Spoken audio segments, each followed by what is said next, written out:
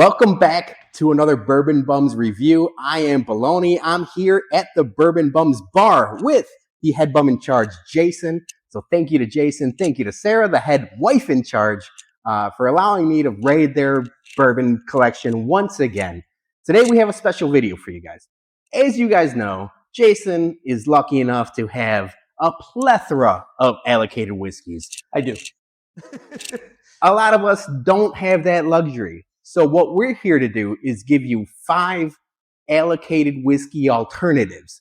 Jason is going to pick some of his bottles, and I'll tell you how you can find something similar for a much lesser value. So Jason, let's kick it off with your first bottle. All right. So thanks everyone for tuning in. So my first bottle, which used to be highly allocated, but not so much anymore, but it's High West Midwinter's Night Dram. So when we got into bourbon, and this was probably 4 years ago, this was really sought after. And I remember the first bottle I got was right around 4 years ago. It was lights out. Yeah. Since then, I think they raised the price. Their blends haven't been. Their sourcing kind of dried up too, and it hasn't been as hyped as in previous years, but it's still a very good bottle and a very hard bottle to get. Yes, because like back then you were getting like I think a lot of it was like 9-year, right? Like, and now it's more like 4 or 5. It's much younger for. So originally they were getting a lot of like higher age MGP stuff. Now High West is still getting MGP, but they're blending a lot of their own distillate. And when new-ish companies are getting their own distillate, it's just not as aged as it was before. But this was hot in the streets. Hot in the streets. So what I have for you guys, very similar, which I think is probably a better finished rye, is Sagamore Spirits Sherry Finished Rye. I got this bottle sometime last year, and it's one of my more favorite finished ryes. It's probably half the price at this point. So I got this bottle for like $79. And this is going up to what, $150 now? Or no, so this year's release was actually $180. So there we go. And for reference, I actually passed on this year's because this is last year's release, which was the same price at $180. And when I originally bought the first one that I got a couple of years ago, it was $100. And they didn't even have like that subtle gradual increase that like you see like with the Russell's 13s where they were like 100, 130, 150. No, this went from $100 to $180. It was an $80 year over year increase. And it turned out a lot of people off to it, especially when you're charging that much for a younger rye now. It's a tough ask. It's a very hard ask. Some people said that this year's releases or now last year's release was pretty good, Act 11, but I still couldn't muster the money to come up and pay $180 plus tax for a 4 or 5 year rye, basically. Right, and so Sagamore Spirits Sherry Finished Rye, it's a wine finished rye similar to the blend of what a Midwinter's Night Dram is. $79, readily available at most liquor stores, at most bigger box liquor stores. If you're going to a mom and pop shop, you probably won't find it. But if you just make a little bit of effort, you'll be able to find it. And it's one of my favorite ryes. All right, what do you got next? All right, next up, it's a full-on tater bottle. It's Weller Foolproof. All right, so this isn't an apples to apples comparison because when I have Weller and I have a lot of the weeded Buffalo Trace offerings, I talk about having a lot of like red fruits and a lot of like cherry notes to it. And while this does have that and it's very sought after, this bottle is not as sought after. Some people would consider it allocated, but it's another higher proof weeded option. And year after year, Larceny Barrel Proof, especially the C series, C922 and this year's C923, I texted Jason about a week ago when I popped mine. I had it for a while. I finally popped it. C923 lights out. Yeah. And I remember C922, us having the same experience. C922 was one of the best bourbons of 2022, in my opinion. I actually found a second bottle at Greene Valley. They just had it sitting on the shelf. Like, I guess they found it in the back or something, and they put it out there. I was like, wait, what was this? And this was like 4 months later, and I was like, you gotta jump on those C9. The C922s lights out. The C923s, you still see any of those around, which you probably won't at this time of year anymore. Like 5 years down the road, you're not gonna see it, or 5 months. Sorry, not 5 years. But if you ever see them, even if it's a trade or something, you gotta jump on these. Those are right. And so what I would say is MSRP on these are very similar. Yep. The problem is you almost never see these at MSRP. They're usually sitting behind the counter at some museum liquor store, or they're very hard to get unless you're this guy. Well, yeah, I mean most places you're gonna see this for like $300-400 easily. When it's a $60-70 bottle. Right. It's egregious in my opinion what some of these places charge for, especially, I mean, Weller Full Proof, it's a good weeded bourbon. I don't hate on Weller Full Proof. I hate how other people manipulate the market with it, basically. Right. Speaking of bottles that are manipulated by the market, this is something I've talked about for a long time. I've called myself a Stagg whore or a Stagg slut, if you will. Stagg Jr. Stagg Jr. This is the last of the juniors. This bottle right here. And then now it's just regular Stagg. And now they're doing, if you come across it, they're like doing with the number and letter series. So you got the 22s, the 23s. This year will obviously be the 24s. But this is the last of the Stagg Juniors. And which was shocking because when I got offered this at Binny's, they were like, would you interested in the Stagg Junior? And I was like, don't you mean Stagg? They're like, no, Stagg. They actually got like a delivery of this was like a year later of the Junior. I was like, oh shit, yes, I will take the Stagg Junior 100%, and I am going to cherish this because this is the last that you'll ever see of the juniors. And I have that same bottle. I was lucky enough. My wife waited in line at a Binny's. It was on her off day, and she got the last of the junior batches. And I said the same thing. It's a bottle I'll drink, but I will drink very slowly. You're doing like an ounce at the most because it's sentimental. Like you're never going to see. It's a special occasion. You're never going to see another Stagg Junior at this point. Yeah. But what you will see, and it might not be in Illinois all that much because of distribution, but all over the place, it's benchmark Full Proof. It's the same mash bill, same Buffalo Trace product, same barrels that go into this. Now, I understand whenever they cherry pick the very best barrels and the very best for Stagg Jr. and George G. Stagg, which is up there, this is the orphan barrels, if you will, or like the redheaded stepchild. The redheaded stepchild. But at $23, $25, I've been running through these benchmark Full Proofs all winter long. At first, when I first had it, and I was lucky enough to grab it. Shout out Spags. Shout out Shane Spagnola. He grabbed me a bunch of these bottles at one of the Whiskey at Comiskey tailgates and brought them to me. And I've been kind of running through them. It's again not apples to apples, but it's very similar for a fraction of the price.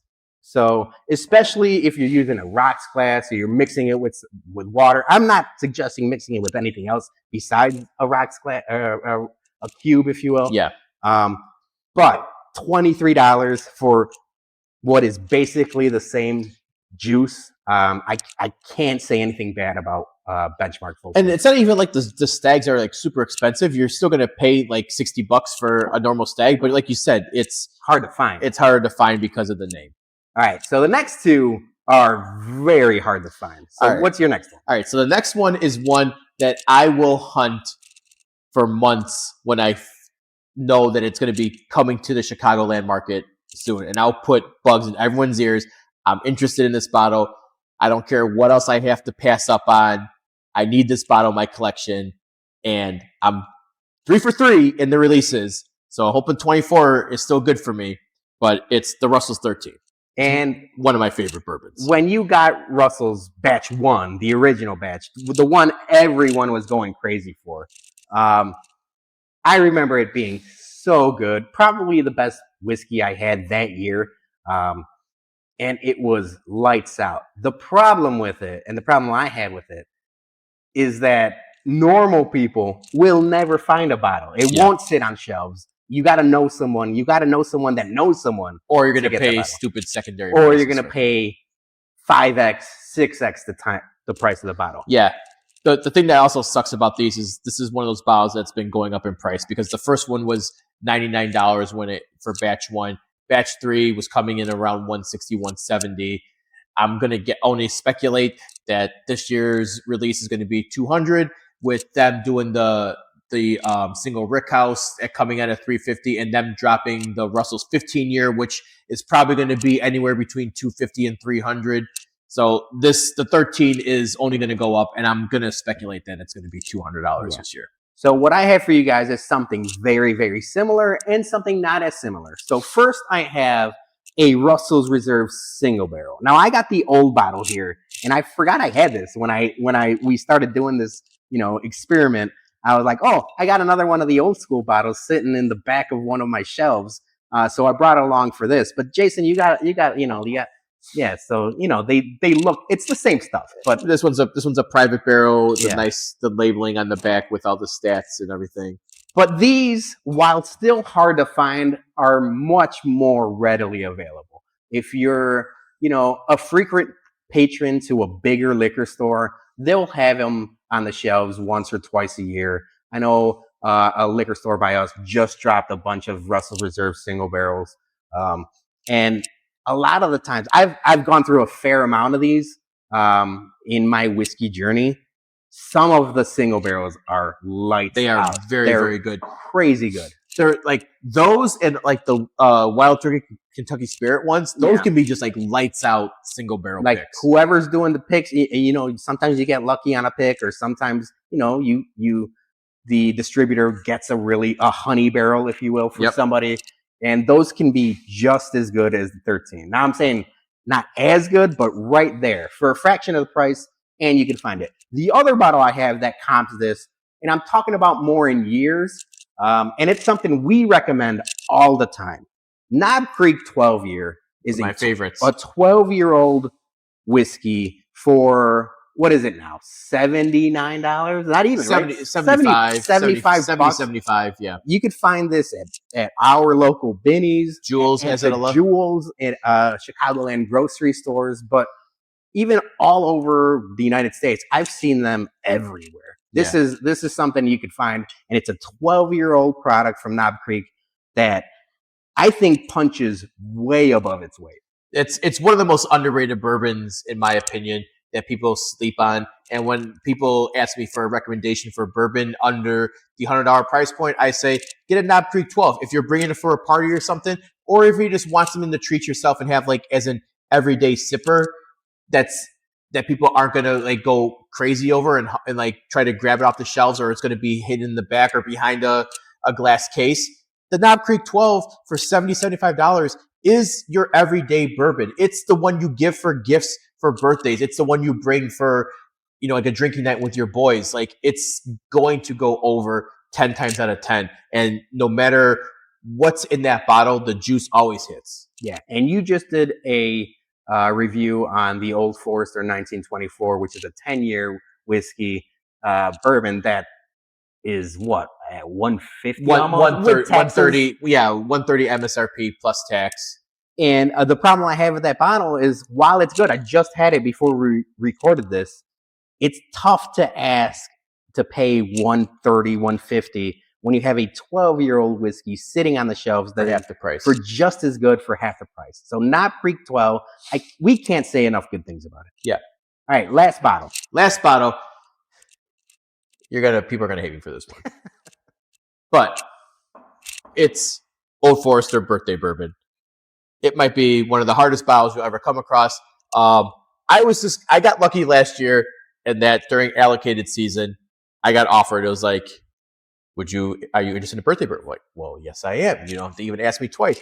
And there was an option of, well, if you either have this or the Four Roses Limited, and I said birthday bourbon, because this is like one of the unicorns of unicorns for people to hunt, because not many people have this in their home collection. The other thing I would say is, if people were to ask me, I would much rather have the Four Roses Limited, but you already had a bottle of Four Roses Limited, so that made the choice a lot easier. So I'm also just a big Old Forester fan. That's true. So Old Forester Birthday Bourbon, one of the harder bottles to find. We were lucky enough to have a flight of it at Old Forester in Kentucky. So I am also a big fan of Old Forester, whether it be the Birthday Bourbon 1920 or now the 1924 or the single barrels. You have a bunch of the Old Forester single barrels, higher proof, I know. But still, pound for pound, my favorite Old Forester expression is the Old Forester 1910. Now, I understand, again, not an apples-to-apples comparison.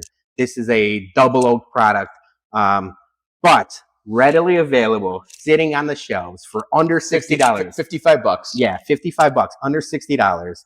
And when people are just getting into bourbon or just getting into whiskey, this is one of the bottles, once you start like climbing the proof, and this is still only 93 proof, it drinks. So we say smooth is subjective, but this is pound for pound what I think is the best Old Forester expression. So that's why if people go crazy and try to find the birthday bourbon, while awesome, I will admit, unbelievable, the 93 proof 1910 is right there with it. I think it's the best thing Old Forester makes, and it's something I recommend all the time. Yeah, I mean, this is 96 proof. So, I mean, you're talking a couple proof points off for this is 12 years, obviously. So yeah, it's more age. The proof is apples to apples, pretty much. Yeah, so more aged, but double oak, so you still get some of that wood flavor while it's artificial and not aged. They're right there. So this is one of my favorite bottles to recommend, and these are my favorite bottles to recommend if you can get your hands on these allocated whiskeys Jason has. That's true. And hopefully with the growth of bourbon, we will see that some of these allocated bottles will be more readily available. We've seen it now with Buffalo Trace, where it was so much harder to get just regular Buffalo Trace. Now you can pretty much go grab it anywhere.